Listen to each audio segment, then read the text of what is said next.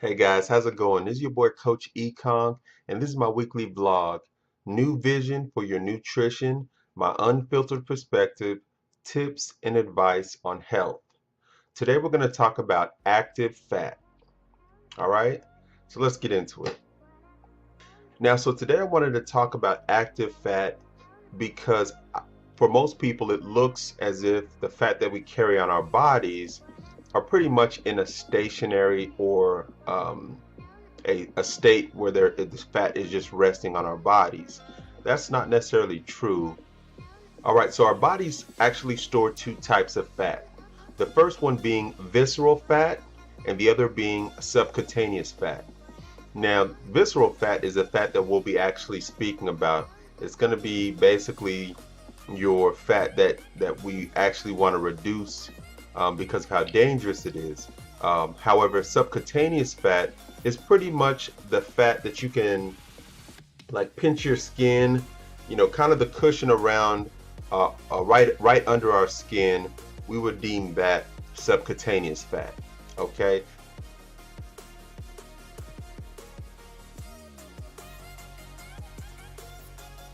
Carrying a high amount of visceral fat can actually be associated with the increase of insulin resistance.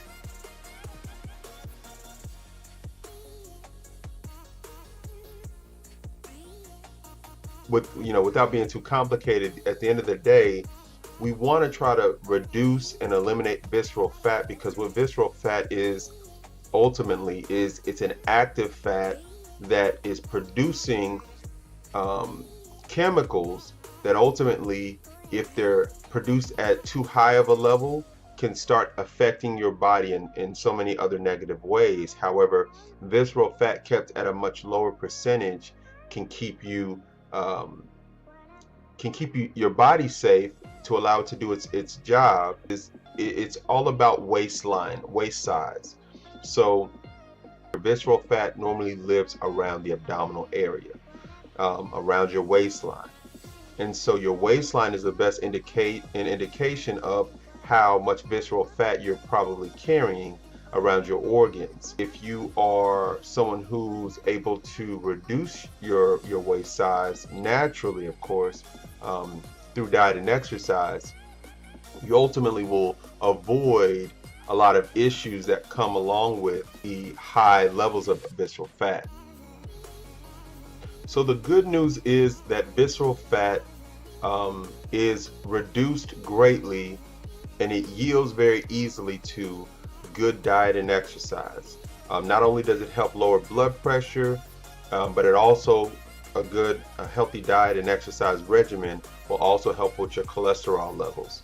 As I was studying and looking into the details, there was a lot of information on low calorie diets. To me, a low calorie diet is still pulling away from your body's nutrition, and I don't believe that that's going to be beneficial to underfeed your body in hopes of trying to reduce or help your body. So I don't think it's necessarily, in my opinion, about a low calorie diet. I think it's about a diet where you have the maintenance calories that you need, as well as including the bulk of those calories being from nutrition dense foods.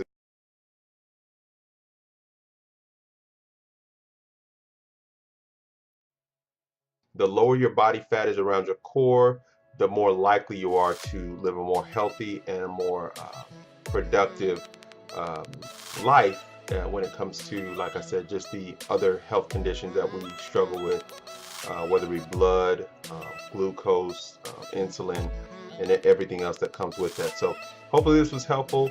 Again, this was active fat, just kind of reminding us that we all have fat on our bodies, and it's just not sitting still. Therefore, it can become dangerous if we don't get a hold of controlling it at an early stage. But it's your boy Coach Econ.